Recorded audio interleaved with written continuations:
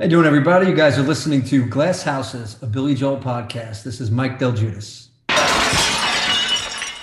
Welcome to Glass Houses, a Billy Joel podcast. I'm Michael Grosvenor. And I'm Jack Firneno. Join us as we dig deep into Billy Joel's songs and history and what his music has meant to us.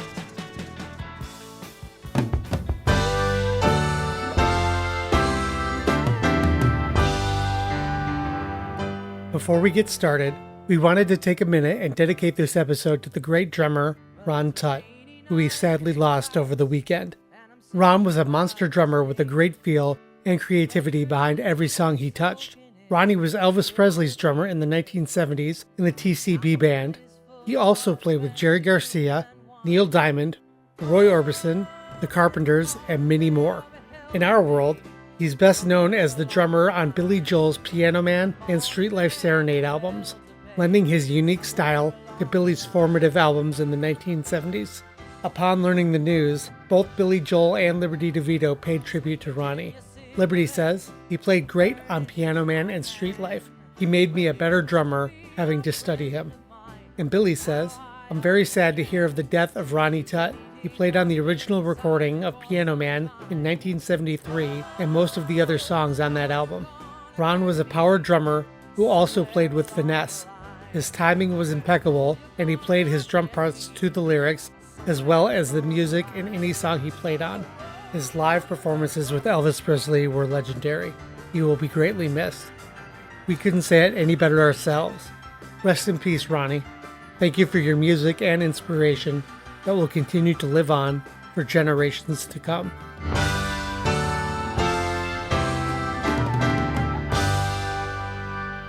Now, on with the episode. You are my sanctuary, my Mona Lisa. You always had my heart, even when we were young. You always eased my worry with just one look I found.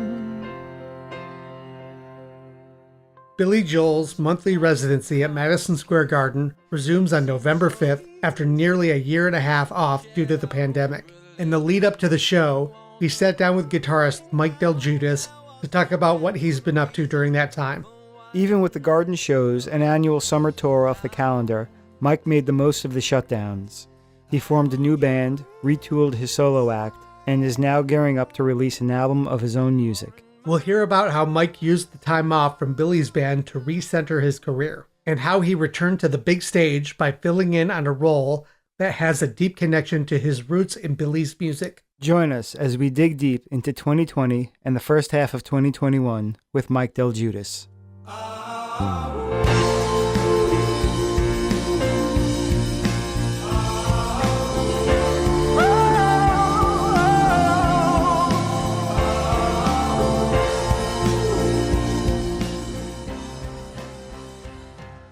Well, I have to say that this was another in a long line of great interviews. And that's not patting ourselves on the back. That is patting the backs of the people that not only take the time to come on here, but just offer up such great conversations with us. It's just invigorating just to talk to them, just to hear their enthusiasm come out of them and bounce off us, I guess. Everyone we've talked to over the past year and a half has been so different and so fun. Everyone with very different connections to the music and, different eras of the band and whatnot. But with Mike here, he was our very first guest. We spoke with him February 2020, just before everything changed. So it's kind of fitting that we spoke to him once again as we're coming out of things, hopefully. And it's a great snapshot into the working musician and how they're navigating the pandemic and having to completely change how they do everything. We go into these interviews expecting to touch on certain topics and sort of anticipating some of the answers. But this was another great example of a conversation that just went in directions we weren't expecting. And, they were great roads to go down. And Mike's a great conversationalist and one to just let the conversation where it goes. And we kind of gave him the quick framework that we want to see what he's been up to. But everything else was loose and unfolded organically. And it was great to hear his side of things. And, I'm glad he's doing well, and how amazing to hear how Billy is taking care of the band and the crew over the last year and a half. And it's palpable, the excitement that you can see to getting back on the stage too as well. So once again, we're going to build everything up and then put it on pause. But let's read a few emails first. We got a bunch of great responses to our episode on the bridge. We grabbed 2 of the emails in particular. The first one comes from John Volpe. I hope I'm saying his name right. He writes, "Enjoyed the podcast today. What I remember about the Bridge album was being excited for a new album. I bought the vinyl album right away and shortly later bought a CD player, so I rebought the Bridge on CD. Didn't notice any difference in the formats at the time. As always, I made a cassette recording for my car cassette player, no CDs in cars yet. I remember I wasn't too keen about Running on Ice leading off. It was different. When Billy played A Matter of Trust on Letterman, I recorded it on my VHS recorder and was happy he brought along David Brown to play on the show with him. Didn't get to go to the Bridge Tour shows at Madison Square Garden. It was sold out and the only tickets I found available were from New Jersey scalpers. I called one of them but didn't have any luck. When we were married in '89, we had a video of the event. I supplied to the videographer photos of me growing up to put into his wedding video as a timeline of my life leading up to getting married. I chose This Is the Time as the song to accompany the timeline photos. I always loved that song due to David Brown's beautiful guitar work. I thought the verse, This Is the Time to Remember, fit. Also, David Brown did play it once more on the Millennium concert, but I think it was left off the CD. I do have it from YouTube when that concert was posted a few years back. Let me know if you need a copy of it, Millennium. And also, I have a great copy of Houston 79. Thanks again for the great content, John Volpe." Thanks, John. It's so great to hear your experiences surrounding the Bridge when it came out. A few things that I noticed where he mentioned he bought the vinyl record right away and later bought the CD. 1986 was right around the time where CD was starting to really come into prominence. I think 86 vinyl and cassettes still had the stronghold, but that late 80s when CDs really started to take off, and he's not the only one that ended up buying these records in multiple formats as they got different stereos and whatnot. And I'm glad to see I'm not the only one. Yeah, interesting to hear that you didn't notice much difference between the vinyl and the first run of compact discs either.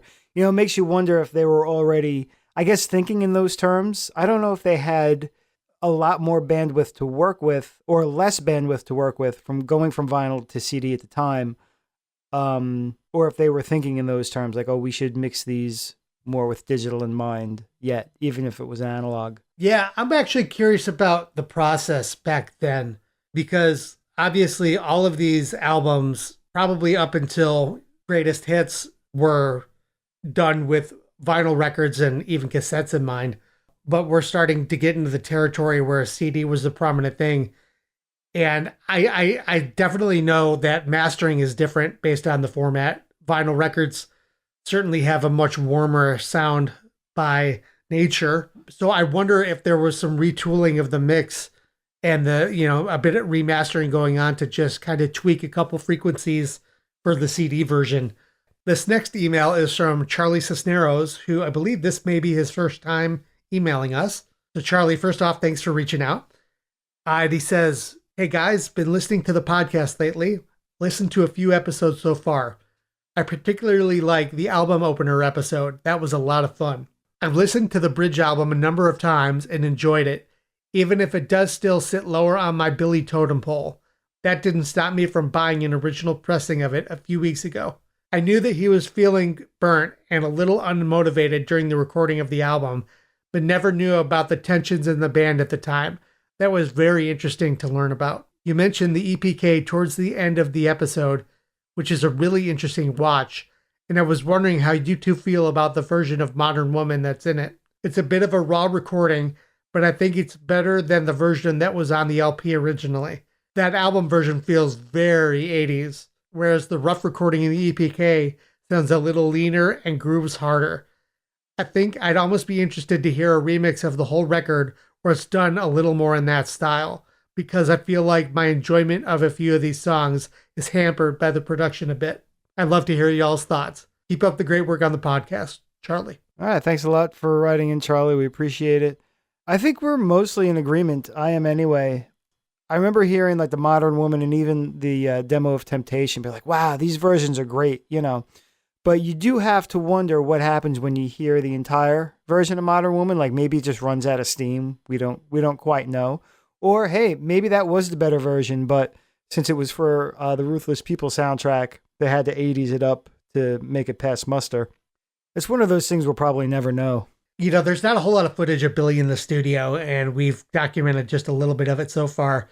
You wonder what the process is there when a song changes its feel and its production style over the course of recording it. I think historically Billy likes to approach things very organically, and you know he would come in with an idea and the band would just fall in and they would start working up arrangements. So I feel like what we hear of Temptation and what we hear of Modern Woman there in the EPK, I almost feel like this is them working on figuring out the song before they're going to like necessarily cut it for real. We've touched on some modern singers lately, you know, mostly talking about TikTok appearances and this and that.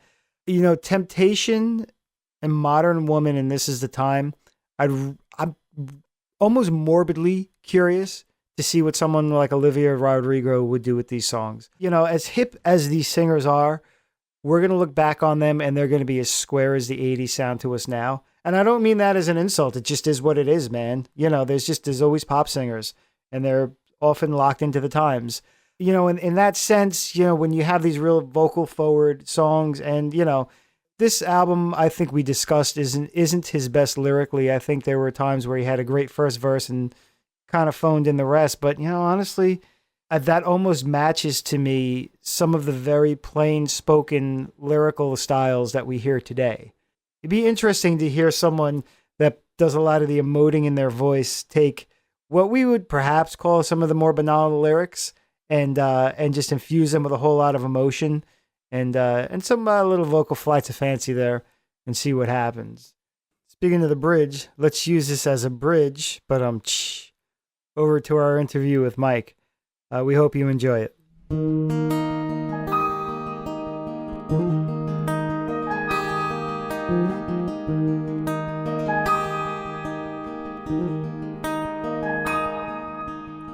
Hey there, son, let me talk to you. Let me tell you things that I need to teach you. And it may take some time, please bear with me. But maybe when you hear it, you would understand me a little more.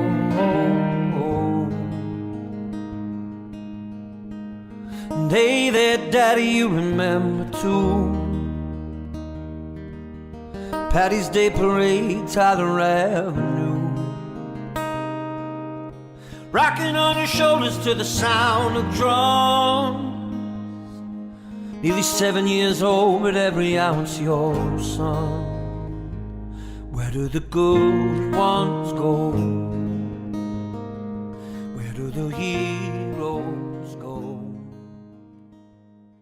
More than anything, we kind of wanted to catch up with you with everything that's happened from the last time we spoke, which was right before the pandemic hit. You guys were leading up to what would be the last time you played Madison Square Garden until you'll return in a few weeks. Were there like conversations at that point about whether or not these shows were going to go on or whether the tours were going to happen? I'm sure there was a ton of conversation going on up in management, you know, and of course the band, we had our own chatter, and every once in a while a little piece of information sneaks down to us. But for the most part, everybody was still kind of like, it was coming down to it being Billy's decision to decide whether or not to keep doing it or not. I can remember, I think, a distinct conversation.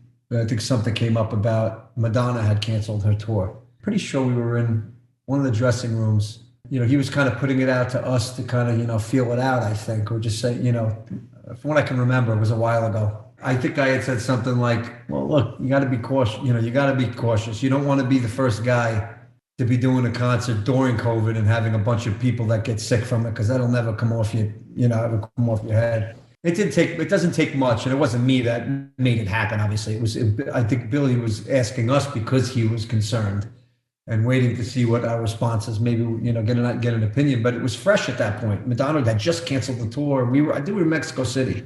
And that's when Billy, you could tell he was about to pull the plug. It was just like, kind of feeling it out. He didn't be on the bottom of the list of people that did it. He wanted to kind of make sure that he was doing the right thing. And I seem to recall too that when it started to happen, I felt like a lot of the bigger tours that were active at the time, it seemed like a lot of people were watching everyone else to see. And once a couple started to go, it happened pretty quick. That's the domino effect. It happened with venues also, whereas one venue cancels a show and before you know it, nobody else wants to, be the one to do that.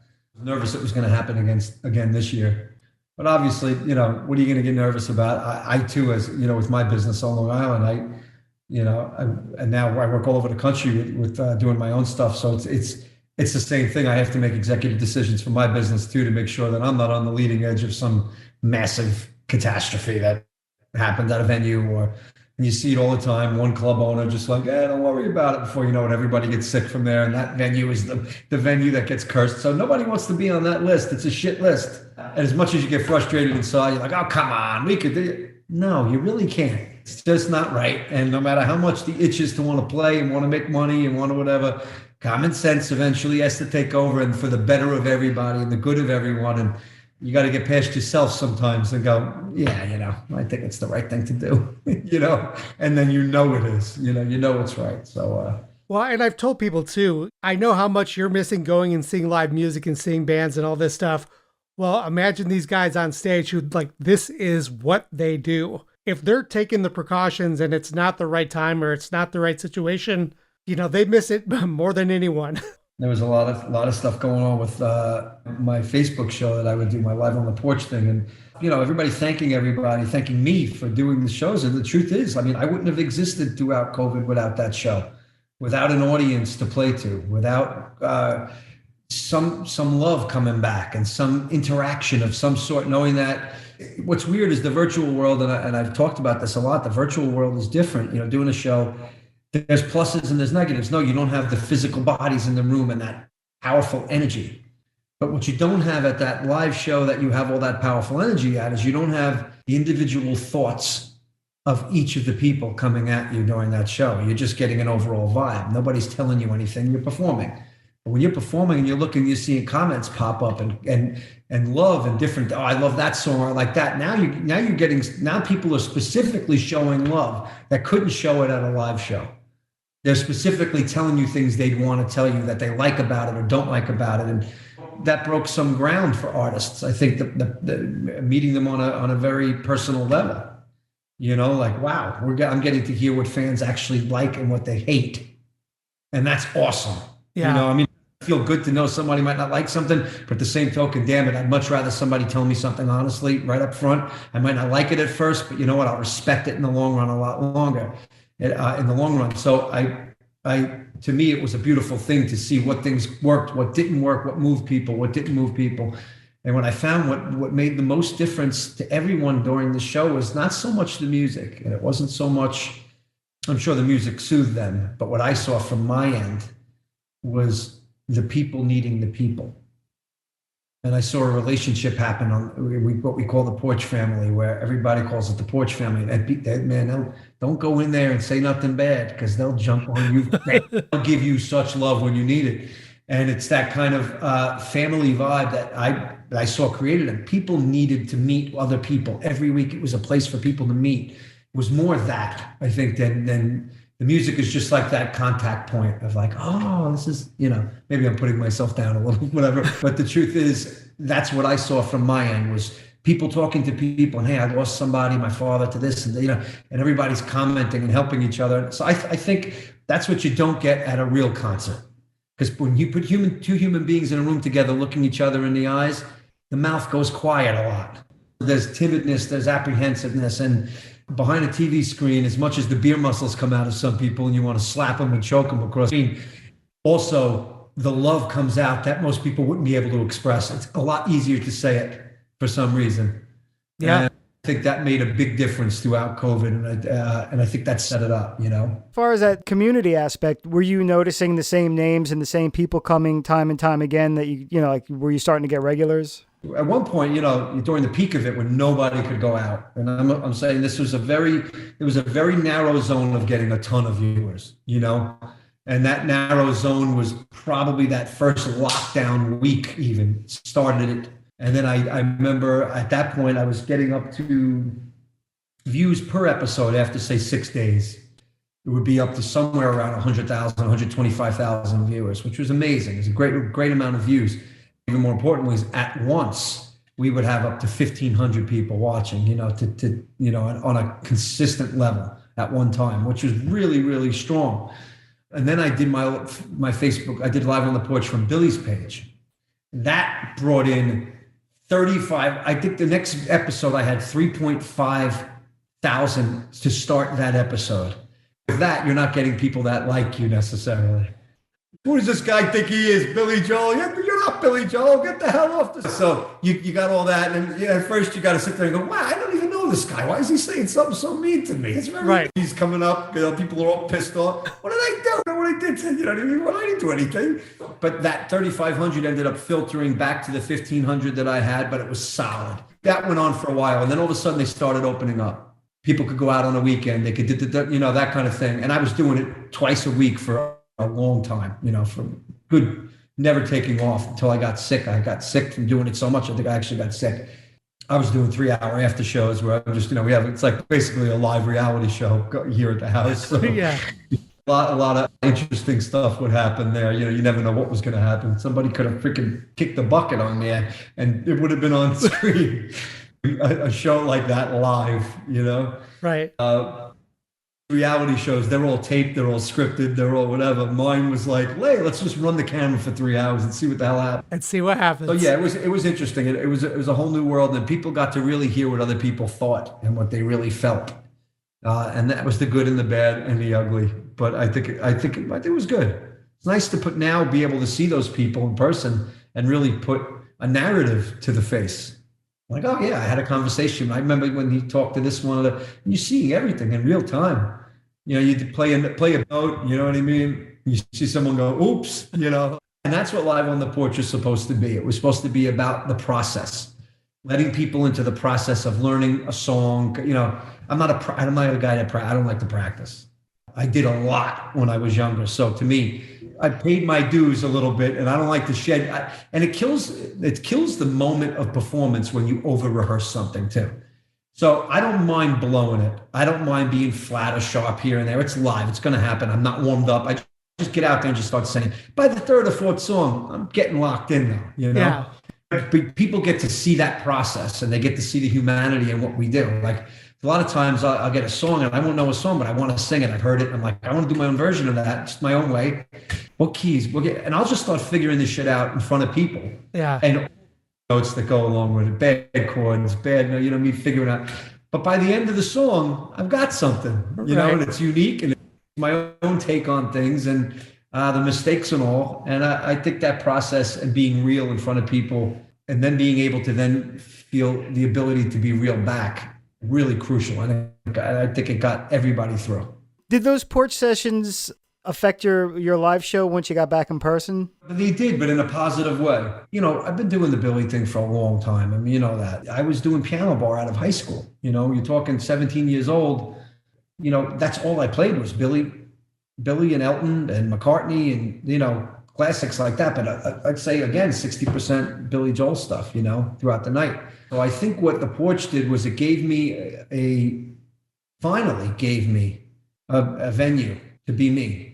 And there's a difference between playing your own songs at a live show and watching a couple of people walk out, or being online and watching your number go from 1.5 to 1.3. Well, guess what? I lost 200 people, but 1,300 people are listening to my originals. They would have never done that in a room. They would have walked out.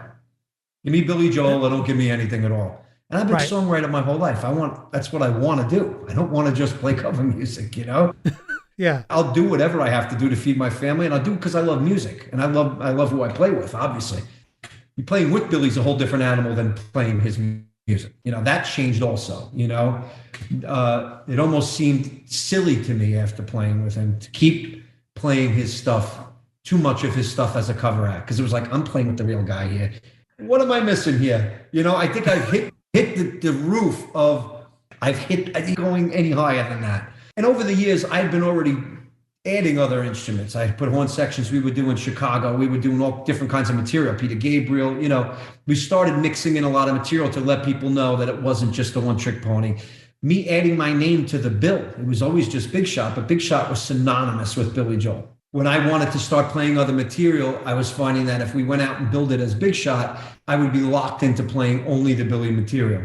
And if I played anything else, venues would complain, people might complain, a few here and there would complain, and I get moved by the few. I want everyone to be happy. It's the kind of guy I can't stand when I feel I'm playing to that one guy in the room that just pissed off, Doing the porch thing all of a sudden gave me this, I had my own venue basically where people come. I wasn't going to play at the Paramount. I was playing at my house.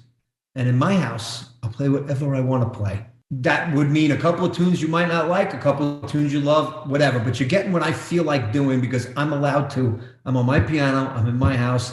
I'm not getting paid. I'm doing this for free, right? I'm doing it because I love to play music. So the people that ended up just appreciating the love for music that we all have, and they would come on to watch that, were the people that stayed and they were loyal throughout. And the people that would come and go, the trolls would come through, and get mad, and then they go out and they do what I have to do. And sooner or later, that kind of went away. It didn't bother me. At first it did. I'm not going to lie. I'm sensitive. I'm the best I can here. And somebody's with this across the screen, this freaking angry. I'm like, I just want to find this guy, whoever it is, pillow over their head for 30 seconds. Really think about what they just did. I mean that. And then before you know it, you realize what you're there, what you're doing and what it's all about. And you don't care anymore.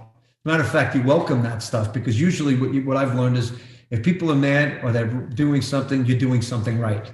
That's when you're hitting a nerve, or that's when you're pissing someone off. That's when you're bringing them to be the worst part of themselves. And if that's what I'm doing, if I can assist you in any way to be a bigger asshole, what I'm here for. So, but there was lots of love, man. With that show, that family, that whole group, and it leaked into the live shows. So now at my live shows, to get around to that answer is yes, it's helped in a positive way. I had so many fans on Live on the Porch that were Live on the Porch fans. They were Mike DelGuidice fans. They didn't know of Billy Joel because they heard of me online. They heard about this Facebook show. So hundreds out of the 1,500 a week. 20 to 30,000 of the views that out of the 100 were now fans that just liked what they heard every week, whether it was written. Before you know it, all the requests, 60% of the requests now are for originals, songs that they've heard. They don't even know. They never even saw Big Shot. They never even saw me play a Billy Joel song. They've Googled me and seen me play with Billy. So it's great to have an audience now that really is not just sold on, I only have to play this. I could really play whatever I want to play. And everything I do, I want to do my own way. I never liked being in a box. Oh, you sound like Bill. Well, thank you. I appreciate it, because if you could sound like that guy, then, I guess that's the thing. I mean, you talk. But I never wanted Big Shot to be some, there's a place for Vegas acts. There's a place for novelty. And I don't put it down. It's just not for me. And I always appreciate watching novelty acts or sound-alike acts even. But for me, it was always about the music. It was purely about the music, not about a gimmick, not about trying to sound a certain way or look a certain way. I never wanted to do that. And if I did sound like him, or I do sound like him at times, when I sing any cover song, I imagine listening to it. That's all. I'm just imagining when it came on the radio, and I'm channeling what I remember from the radio. And what that does is it gives you the essence of the artist, right? But it channels through your own vocal cords and your own imagination. So it's you hear a lot of you, but you hear a lot of the artist too. And it's a mix of the two. Complete sound-alike guys, I'm just not that guy. I just never been. I don't like to go for that, is what I'm saying. If it comes out, great, but I don't go for it. Same with the looking thing. I never want to do that. But the bands that do it they're great at what they do. So it's like awesome to watch that too. It's just wasn't something that I want to do. But this gave me the opportunity to be me, and that was incredible because I was able to really play my own songs and not get so butthurt. that might not like it or not. I was alone in a room. There was no vibe that I had to feel. I close my eyes, I sing. I don't have to open up and see people leaving or not coming or not liking or talking or, no, it was little by little every week, people would stay regardless of what I played. And I think that's helped the most. And that's put now what I've seen go into the live shows in 2021 is that people are requesting originals live. They're requesting other things they've heard me do on the porch live, different versions of songs and stuff.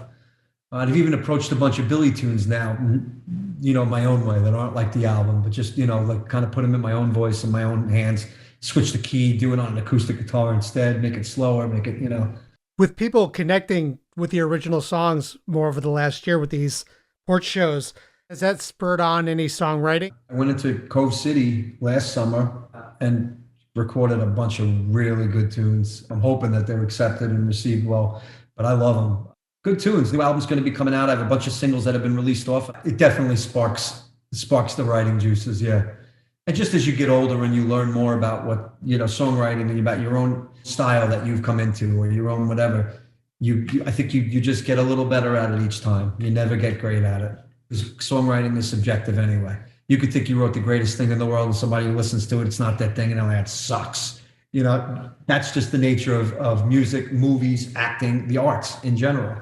You're never going to please everyone all the time. You can only do what makes, when you're done with it, if you can be satisfied with it, that's all. Like I did my last project and I was like, over the summer, I was like, man, a couple of these tunes, I don't think I'm going to write much better than this. Or I think this is good for me right now. Cause you only see your own limitations, I'm my worst critic.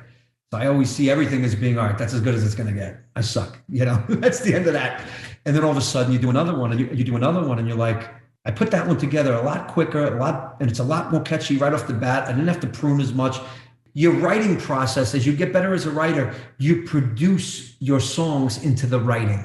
They're no longer where you have to bring a raw idea to a band or raw idea to even a producer. As you're getting pruned over the years, when each of your songs get produced and you realize what works in a song and what doesn't work for a tune, you're getting just next time you write a song, you're putting all those pointers into your head and it goes into the writing of the next one. And before you know it, you got less to do to make it ready. Or it still might not be whatever, but your form, your everything is just being structured better. You know what I mean? Because you're just getting better at it, I guess, And I'm never liking anything that much that I do. Sometimes I can't look at somebody if they're listening to something I do. And probably most of the time why I close my eyes on the song and not let my own insecurities about myself dictate to me, because I do a number on myself. I don't need anybody else to jump in and help out. Is the new album all songs you've written over the past year, or do the selections go back before 2020? Yeah, as far as finishing them, they're all newer ones from last year and from this year will be new ones. But most of my songs are written over a long period of time. And what I mean by that is I start literally by just a hook or something idea, and I'll put it into my phone, and I'd say about 4 or 5 of the songs so far on the album were little riffs or little things that I'd started writing over the course of 5 years and just never, just go back to it every once in a while and say, oh, I remember I had a good verse idea. I need to put that to a chorus, and I'll get it in the ballpark. And when the glue doesn't really happen and the magic doesn't happen until you got something to say. And to me, the lyric is everything.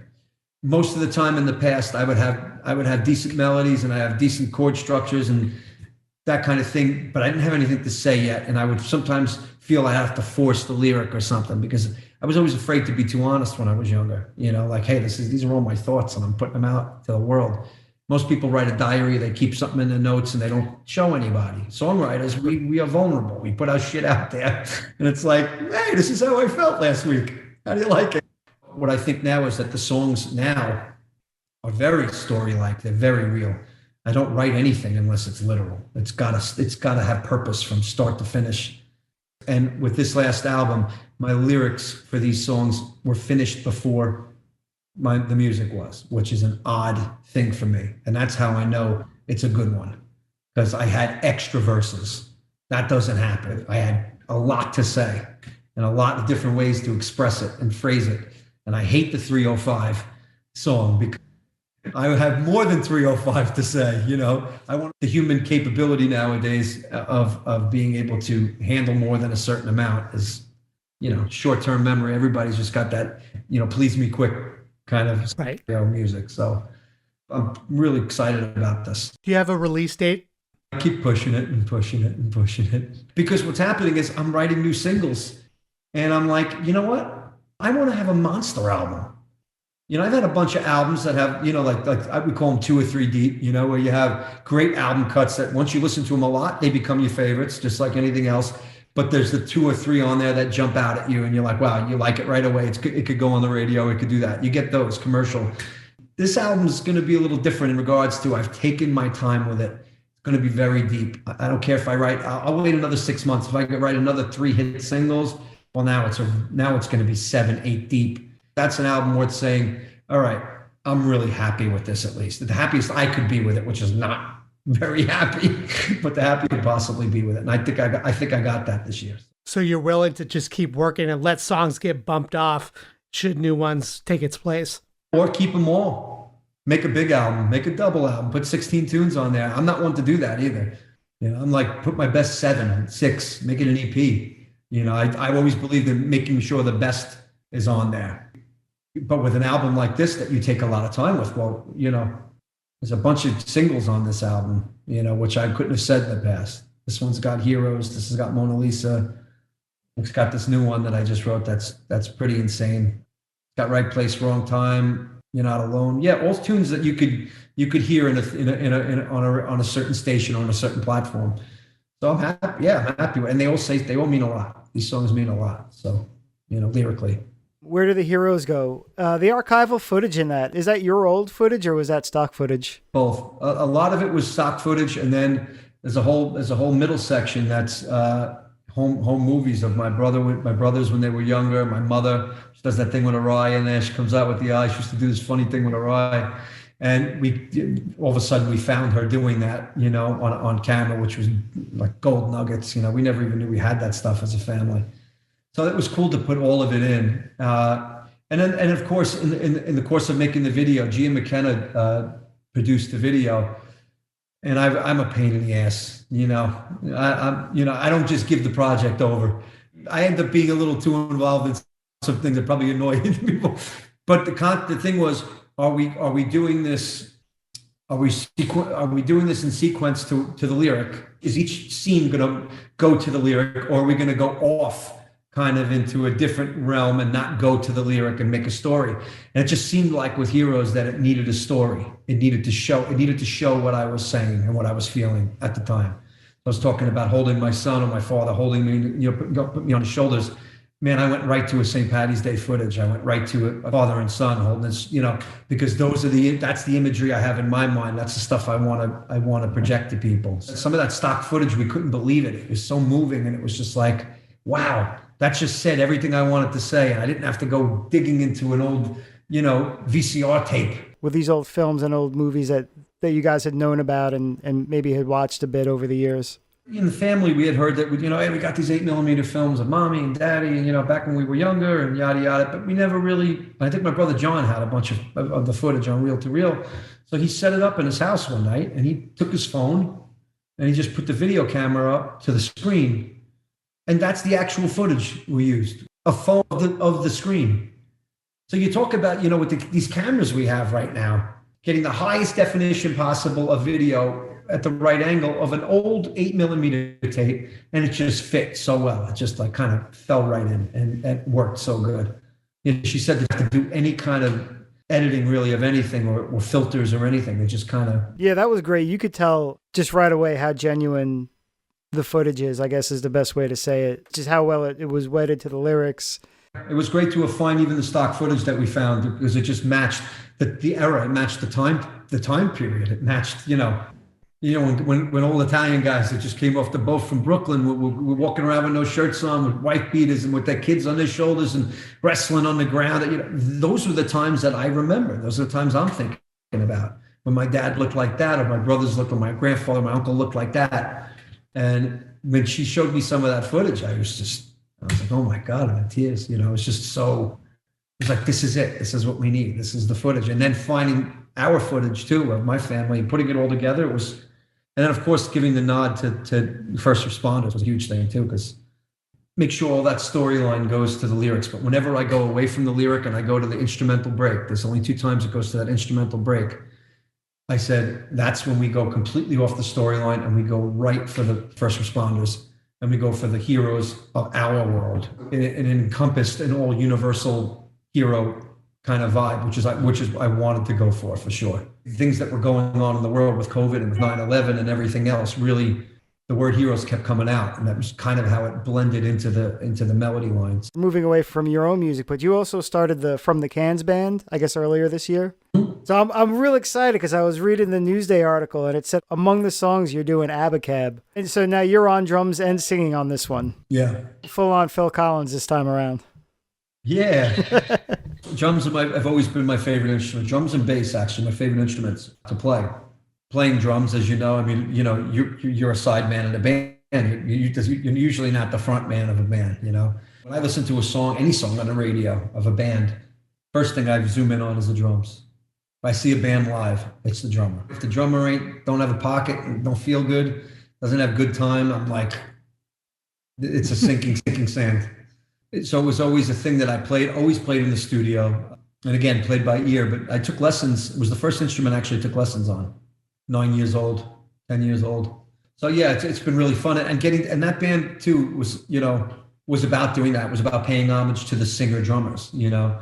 So a lot of the material was going to be, you know, some Henley and Phil Collins and Levon Helm, you know, some of the classic drummer singers that I was always blown away by. I always loved watching a drummer sing. It was always like, yeah, you got to think a lot. Your brain's going, and it's just cool. It's just cool. So I finally want to play live on the drums. I've always played in the studio, always played, running click tracks and recording tracks, and I've always done it, and I never got to play live. So it was like, I got to do this. I got to get out and play, you know? And it's been so fun playing with guys that I actually grew up with too, went to school with, or played with bands with a little bit later in life. And so it means something too. These guys love what they do, and, you know, I have history with a lot of them. Was it tough trying to sing or like kind of wrapping your head or your lungs around singing and drumming at the same time? Or is that something you kind of did already? Yeah, you said the word lungs, and I think the lung issue was it. It's the breathing, because when you're playing drums, you're out. Let's face it, it's calisthenics, man. I mean,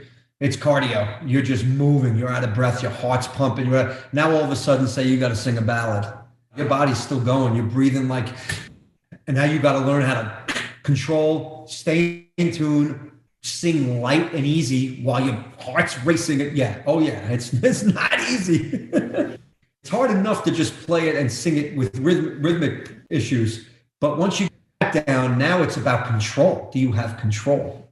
Trying to control it has been the beast, but I love it. I love the challenge of it anyway. Are you a hard hitter? Because you got Genesis on there. You're doing some Zeppelin stuff like that. Are you really coming down on those drums, or? Yeah, I can do both, and I think for me, sticks are a big issue. You know, sticks. Putting a set of light sticks in my hand, I immediately go traditional, and I just want to play I want to play jazz, and I want to hit it light and easy, and I want to turn it over, hit the side stick, and do that kind of stuff. But the minute you put a big piece of lumber in my hands, I'm caveman. There's something to be said about drummers. What I focus on always is the ability to play different feels and to play them accurately. In other words, play a rock groove the way a drummer would play a rock drummer would play a rock groove, but literally learn the essence of what they're doing, even watch them mechanically, the arms, the hand, and whatever it is, the aggression to make it happen, where you're hitting the drum, where you're hitting the snare drum, that hitting the rim and the snare and making it tight and big and even.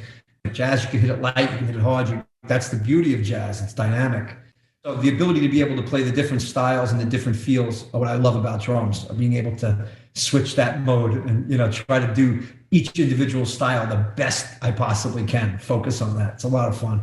I'm wondering too, if there's a sort of a parallel when you were saying when you would do a cover and you were doing it kind of off the cuff and you were trying to channel, what you remember hearing on the radio or your best part. Is it sort of the same thing where you're sort of filtering what you're doing on drums or on guitar for a cover? You're just kind of filtering through what it's supposed to be and then, your interpretation of that? with drumming, especially when you're playing classic rock songs, you want to get the essence of the tune. You want to make sure you capture the feel of it, right? But you have to play the fills note for note. No, because then there's no creativity involved. So to me, the creativeness comes out with, I'm going to put a fill where they would have put a fill. And I'm gonna play the fill. If they would have called me for this track to play drums on it 20 years ago, 30 years ago, this is what I would have played on this section. Or this is what, stay to the groove. But if I'm going for a fill, it doesn't have to be the exact fill. I want to put my own creativity there. We were doing the album version of Eminence Front by The Who. Love that groove. It just sits 6 minutes. And I was like, you know what? It's great. It's mundane, and I don't mind listening to it for 6 minutes. It's great. I said, we should try something different. And I grabbed some light sticks and started doing this little quiet, funky little groove. And we built a new version of the song. And we have our keyboard player is a great R&B kind of singer. He does jazz stuff. Kid Dan Wood. I call him Liberace all the time because he loves to play all over the place. But vocally, he's fantastic. And we do this little jazz version. Before you know it, takes a few minutes to get into the song. It's a long song. But by the time we get to that pocket and that groove, it's just out there. It's out in the open. So I love doing stuff like that where we can creatively make some songs you got to do the way they are. Like Hotel California, just can't kill the beast. That fill's got to be. There's certain fills that have to be the fill. Yeah. Then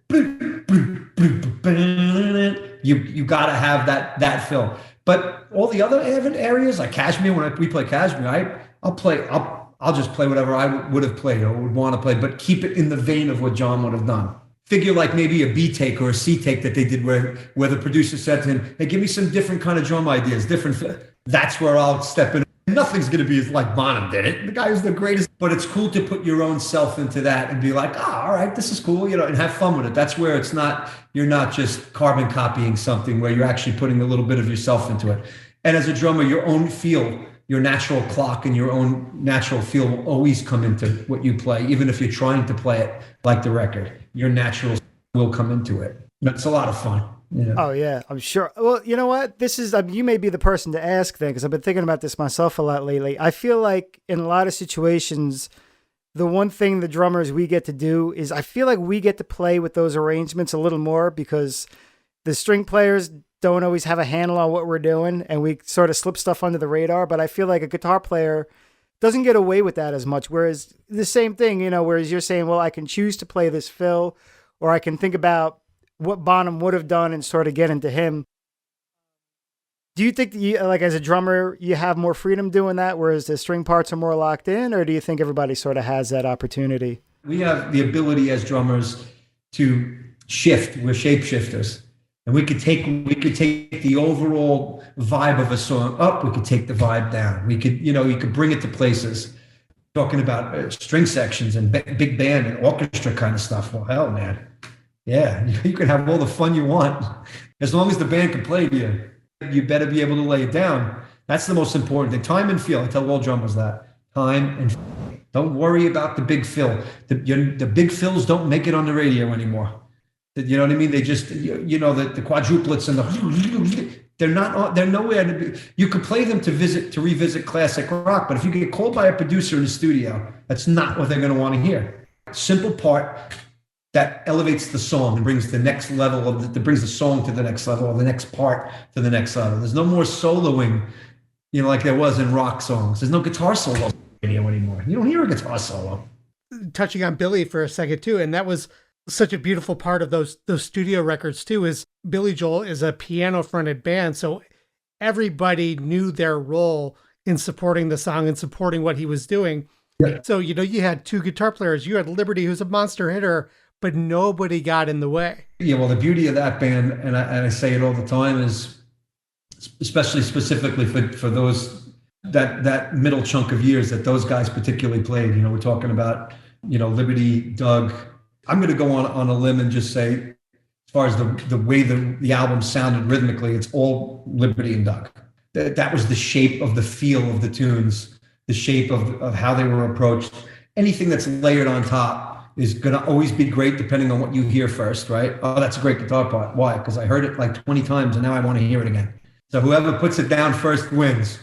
When you have a drummer like Liberty, who was just so insanely creative, he wasn't just going to be a guy in the background, but he also wasn't going to be a guy to step on the shoes. And then you have Doug reeling it in. I always called Doug, this was just, I could talk about him forever as a bass player, because as a bass player, that's who I learned directly from. Not just, I listened to him when I was influenced. No, I sat in the studio with him and picked his brain. That's how I learned how to play bass. I was a bass player that played like a guitarist before 1993. And in 1993, I became a bass player. And it was because of Doug Stegmeyer. It'll always be because of Doug Stegmeyer. Doug knew how to take any wild energy that was going on. And we know that Liberty's got wild energy, right? It's just, there were nights it was just off the cuff, and him and Billy both are just, can you play it any faster? Can you? Doug had the ability to say, all right, it's getting really fast, which is going to could make it sound a little sloppy. So I'm putting this in. And he, even though the tempo could have been shifting a bit, he knew how to make that sound like this. And that's the glue. That's the glue of a great bass player. He's the one that takes that movement and he just, squeeze a little in here, squeeze a little in there. And before you know it, man. And they had something, man. That rhythm section was. Well, it's funny because I always made the joke that Chuck is much closer to album tempos, right? But for so many people who are so used to the way Liberty played it, even though what you guys are playing is more true to tempo, yeah, they were playing so fast that it feels so different.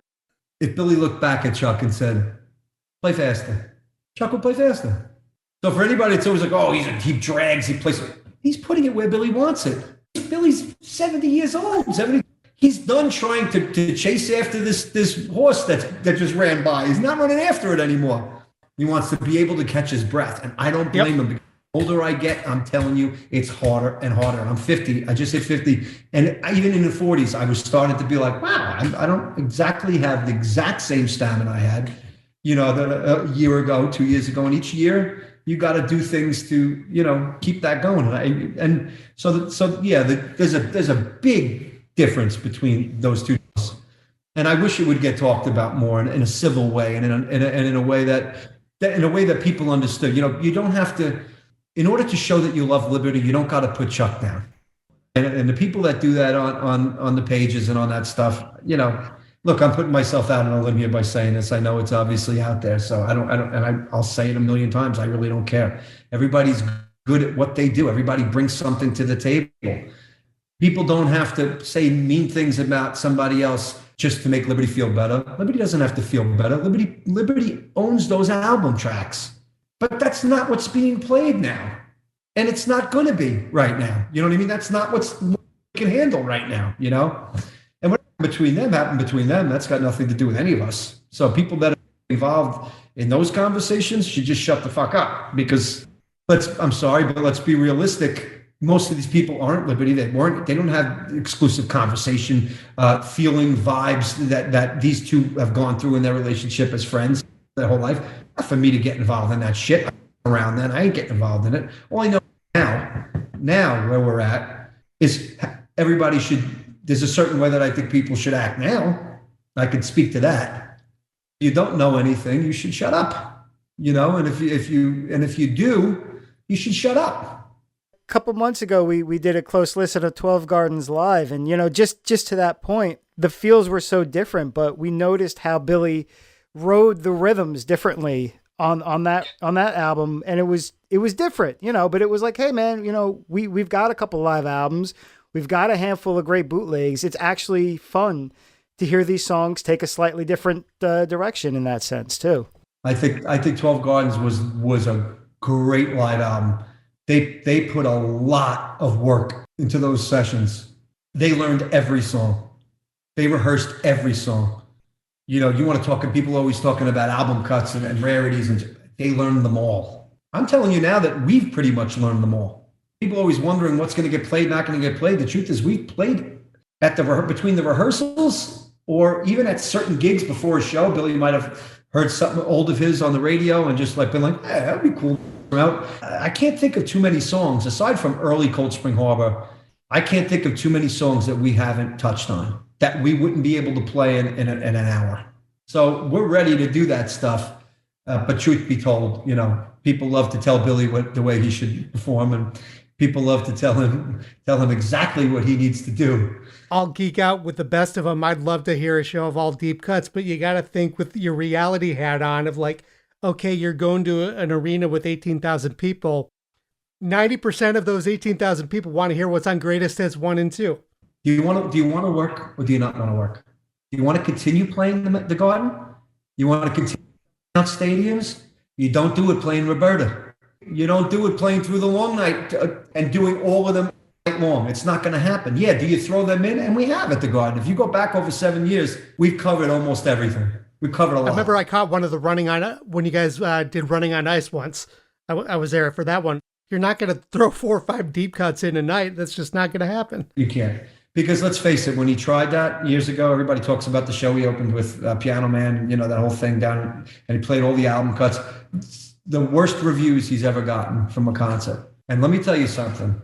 At his age right now, that was when, like 2006 maybe, right? Yeah.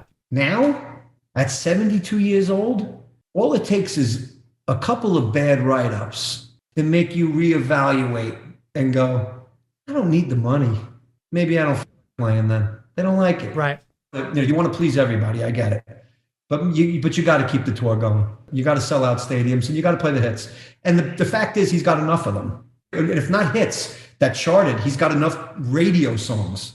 There's a big difference between, ones that made the charts and ones that just continually get played on the radio. Scenes was never a single. That gets played more than any song you hear, right? New York State of Mind, believe it or not, was never a charted single. It was, but these are all songs that are his most famous songs. So he has about 15, 20 hit songs that he could do a night that everyone on the radio, everyone at some point. Where is there room for a lot of these other tunes? In order to play Summer Highland Falls, you got to take out Vienna. Vienna only lost once in that contest, he does. And I think he still decided to play it. He lost and he was like, oh shit. We'll play Vienna. Because he probably put it up against a song that we didn't even know. He just threw it out there because he figured Vienna was going to win, There's fun with that stuff, you know what I mean? But the truth is, we have to work. And listen, ready? On a smaller scale, we're big shots selling out shows at the Paramount, right? We got, 1,600 people, insane, ready to go. Nothing has cleared a room out worse for me than attempting things like that. Even on that level. And that speaks volumes. That's like taking a poll. When you take a poll, what do, right? It's like the little soup thing. If you take a little, spoonful out of the soup, you could basically tell the ingredients of what's in the rest of the soup. Well, if you get the same thing out of 1,600 people at the Paramount, you can almost bet that's going to feed in to 35,000 at a stadium or 40,000. So you gotta play what people want to hear. And that means a majority of the people. And I've done it. I've had shows where, let me go off a little. Let me try this. We'll play that. Went too off the deep end. And then the show becomes too long. The show feels long. When you're in the audience and you don't know a song, it gets long. The show gets long. You're immediately like, it's a nice song, but I'll listen to that at home. Let me learn it first. And then, a lot of artists throwing out their new shit. I'm all for him playing his fucking hits, man. He's 70-something. So you got such a catalog of radio songs. Play them. I remember seeing so many people complaining. They're like, when he would do, bring out Chainsaw to do Highway to Hell, right? They're like, oh, we're losing one Billy song. I'm like, yeah, but you're getting 3.5 minutes where Billy can rest his voice. Hello, you have people now, even with the opera, put it to bed. It's all, and the truth is, Bill, he does need every little bit he can get. He just needs a break once in a while. And he does what goes over at the show, So when Chaser does Highway to Hell, I mean, people go ballistic. The opera, the people love that. It's not because it's just me. It's the song. It's an intense song, and there's Billy playing classical piano, which he loves to do. He just loves to do it, So if something goes over, it goes over. If it doesn't, it's gone. I can tell you now, it's out, Watching back to the Russian tour where, Billy and Doug were going through the set list, and you could, Billy was struggling, his voice, he had, blown his voice a couple shows in. And it's like, so any opportunity that we can give him a couple minutes to just not have to do it, you're going to get a better show. Let's cover another subject, this Uptown Girl subject, right? Which drove me, and I saw the post, and I know the guy, I like him. I like Andrew. But but I'll break balls with the best of them. So, and I'm telling you right now for a fact that Billy sings on the song. He sings the whole song. Whether or not that's what's coming out, I'm there to add the double on that song. If you listen to the album, there are 2 lead vocals together. Classic 80s trick, double your vocal track. So when I got in the band, a lot of what we did was go back to the album, like on Zanzibar. I got the Old Man's Car on that part. That classic Billy double voice where I come in, he's got a newer voice. I got more of the younger tone, and we put it together, and something happens, and the sound, and BR makes magic and does what he has to do. So, but on Uptown Girl, he's singing the whole time. But is he trying to hide the fact that I sing with him? No. They got a spotlight on me the whole song, and half the time he's taking the microphone and moving it away from himself. He's fine. For people to say, "Oh, people think he can get over on them." Are you kidding me? And guess what? The song gets played because he's out. That song, man. You're out. You're swinging, man. You're swinging in public. You need 2 male voices to make it that much more masculine and to make it sound like that Frankie Valli. Because when you're doing a falsetto kind of thing, and when Billy sings it, it's falsetto. He does a lot of that. He does all that, and I'm full chest. So you put the chest and that high together, and he blends them in. I'm like, that's about as close as you can, get to doing it the way it was, at least, the way they approached it, Billy likes it like that, you know what I mean? So, what are you going to do? I 90% of the time I'm telling Josh to turn him down in my ears because I'll have his voice up on We Didn't Start the Fire. But if I'm singing a full lead on something, which isn't often, a full song doesn't happen. It's just that song. On that particular song, I don't want to hear him as much because then I'll go off. I'll go to what I don't want to go to what he's doing. And the key there is for me to put an anchor down and then him layer that falsetto on top of it. And together it sounds great. To me, I love the way it sounds. I think BR does a great job with the mixing of it. But nobody's trying to pull anything over on anyone. If they were trying to hide me, they would have stuck me in the back with a fucking microphone with a towel over my head. And to the point of getting a breath, I've noticed that we'll do certain things where he's not bailing out because he doesn't want to go for a note. He's bailing out because he needs breath for the next one. And that's the key there. Like it could just be the end of I'm trying to think, there's a couple of lines in Moving Out that I'll do the last note of just even one note of a phrase to come right in on the next line. This is the time, we'll do that. I'll hold out the note. This is the time, and he'll to remember, and he'll come off of it while I hold out. So a lot of it's effect for what he wants to get across, and what So it's cool. I think it's cool that hey, I'm not complaining.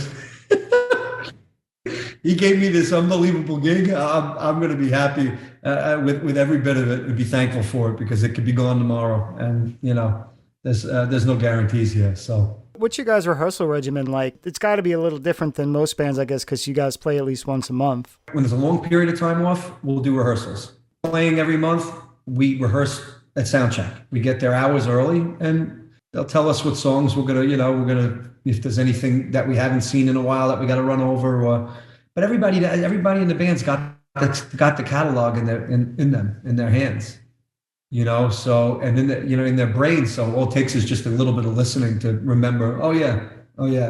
A couple of run throughs. I usually start off the run throughs. I rehearse, do that, do Billy's thing. And then Billy shows up, we run it through again if he feels like he wants to. Sometimes he'll just be like, you got, what are we doing? He doesn't even know. He went with the list, what we got? Oh, really? Yeah, I'm not doing that. Does that. And then, what about this one? Do we need to do that? And then Dave will say, well, we ran it, we just ran it before with Mike. He's like, all right, no, we'll do it later. We don't have to do it now. Because Billy also likes that freshness. He doesn't like to work a song to death. He'd rather screw it up. Same thing, just to have that real feel, that it's like he calls it the edge, to have that edge. Yeah. He used to have the edge. where you're on pins and needles. Oh, I got it. Because if the musician doesn't have to think anymore, you can bet the feel of it's gone. It's going to go right after that. The vibe is going to disappear with that. What people experience live is the newness or the freshness of what the musicians are feeling on the stage. If the musicians are fucking, you can bet the crowd is going to feel it in some way. They won't know what it is, they'll feel it. Yeah, I mean, think about it. He's got so many songs. He wants to be excited about playing them. You play them too much. Some of them, he knows he has to. But because he knows he has to, you're getting great energy from the audience, which then translates into you having the desire to play it. It's reciprocal, But if he's sick of it, or if the audience is going to get sick of it, it's not something that has to be done. Well, yeah, let's put some other ones in there. And that's why we have mixed in the different, we do a rare cut each tune or something different, something a little off that's not a hit or not, And he's conscious of it. He is, And there were times in the beginning of the tour he wanted to do more of them. But then there were shows that we did where we tried them, and he doesn't want to lose. You don't want to lose the audience, man. No. No worse feeling being a singer on stage and knowing your crowd's not into what you're doing. Let me tell you, people underestimate that. They think, oh, he's Billy Joel. He can play whatever he wants. Fuck the people. No, that's not the case. No. He wants to do a great job up there, and he wants to feel like everybody likes what he's doing. I was at the Portland show a couple of years ago, and you guys played Stop in Nevada. You played it that night and maybe a handful of nights around that date. And I just remember consciously thinking to myself, I'm like, I'm going to savor every minute of this because I may never hear it again live. Yeah. So speaking of keeping things fresh, wanted to talk about the first show back at Fenway. Andy couldn't make it, so you stepped in on bass. How much prep time did you have on that? Not much at all. I found out on the Saturday before the Wednesday. So I was in Pennsylvania doing a show at Big Shot, a private event. I got the call. There was a couple of different people, BR knows I play bass, and BR's was a fan of the way I played. So I think my name was in the list with a couple other people. One of them might not have been vaccinated, and that could have been an issue. But the fact that I knew the material and I stepped out, I was like, yeah, I could do it.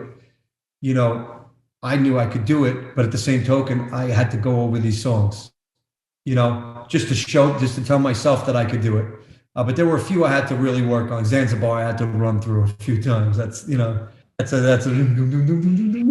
a little walk. But no, I only had a few days, so I stopped right at a music store. Literally, I was on my way to play golf. It was in the afternoon, and we went right into a music store. I bought a Fender Jazz right in the music store with a little battery-powered amp.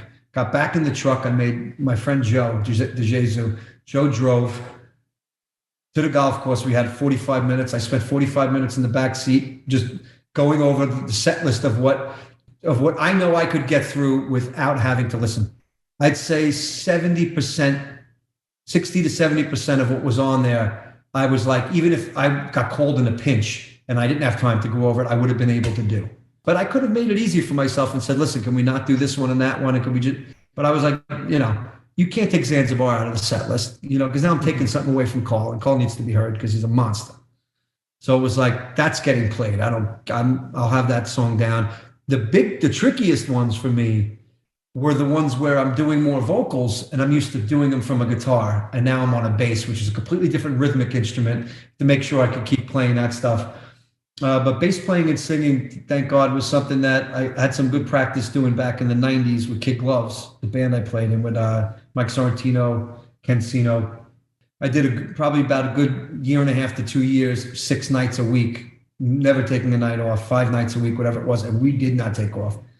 And we were playing in front of big crowds and stuff. That got me kind of more comfortable behind a bass guitar than any other instrument in front of an audience, aside from being behind a piano or drums. When you're behind something, there's a sense of this seat, are you okay? You're going out like this in front of an audience with just a mic stand in front of you and a small little guitar. You better feel comfortable on it.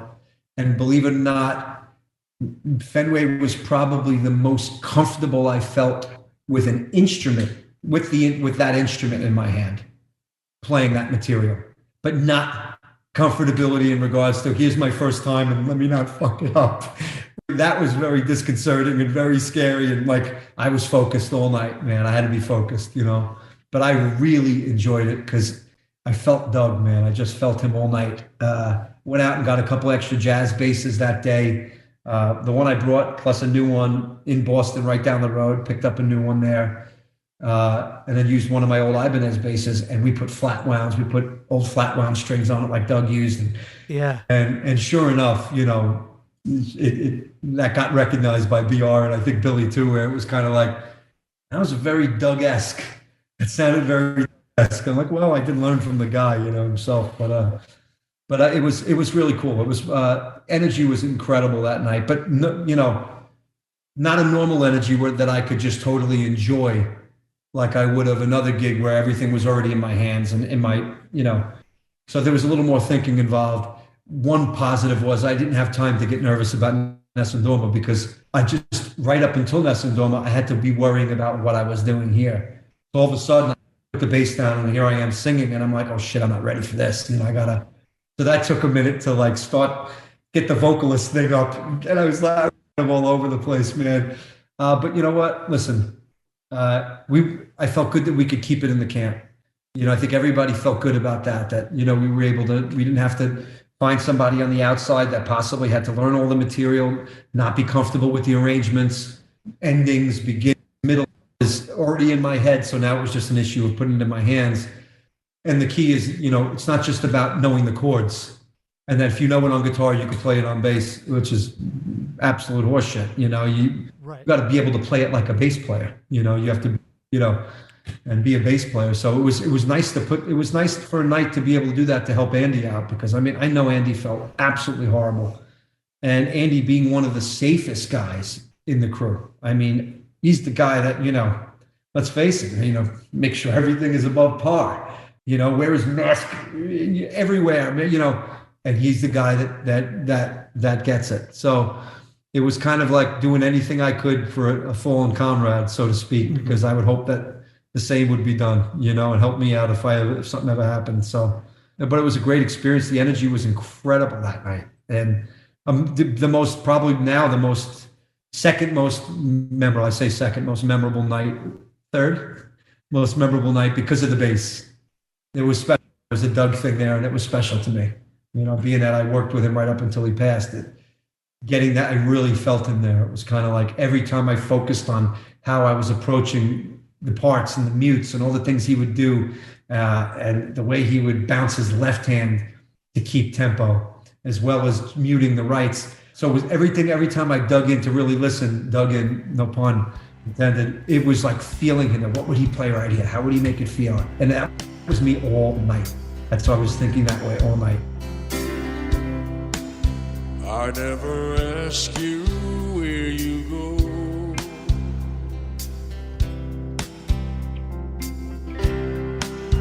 After I leave you in the morning,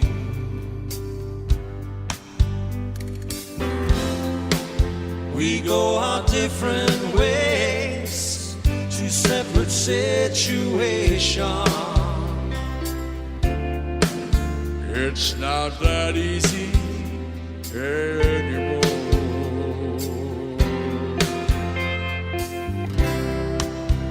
Today I do what must be done.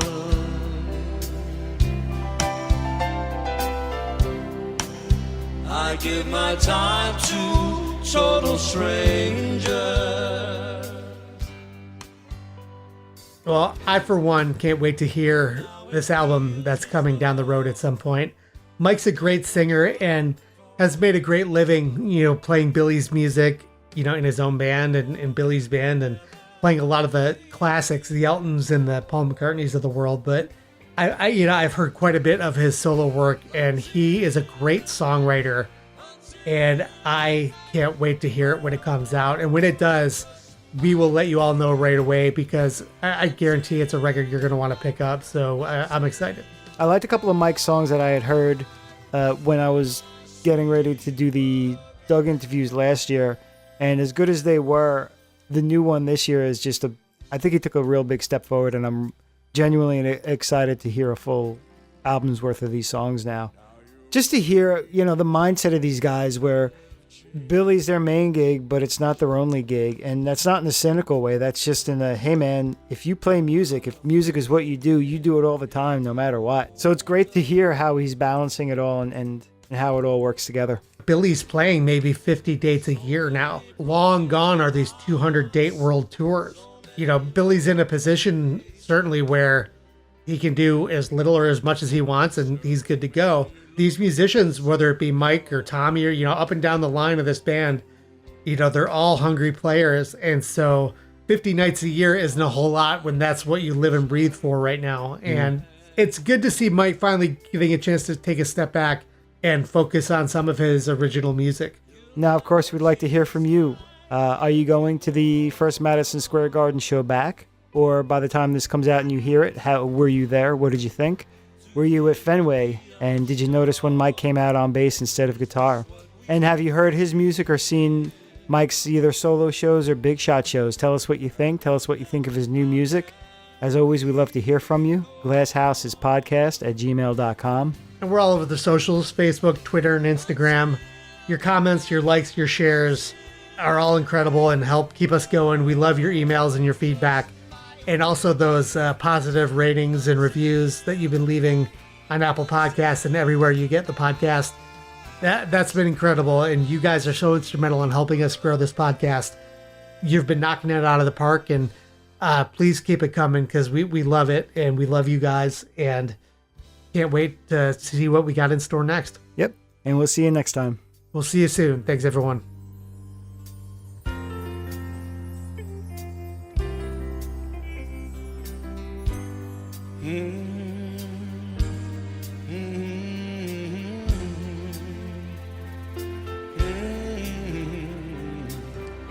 When the sun goes down and the day is over, when the last of the light has gone, as they pour into the street, I will be getting closer, closer. As the cars turn their headlights on, as they're closing it down, I'm gonna open it up, and while they're going to sleep, we'll just be starting to touch.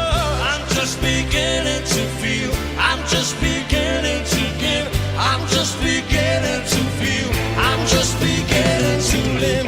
Before I leave you again, before the light of the dawn, before this evening can end, I have been waiting so long.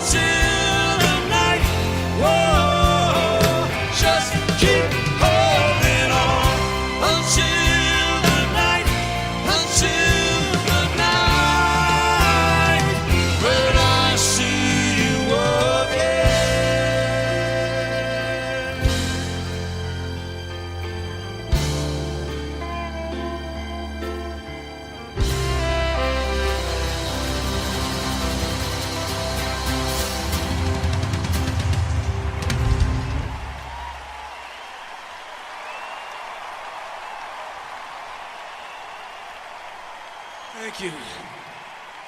On vocals and on guitar, newest member of the band, Mr. Mike DelGuidice.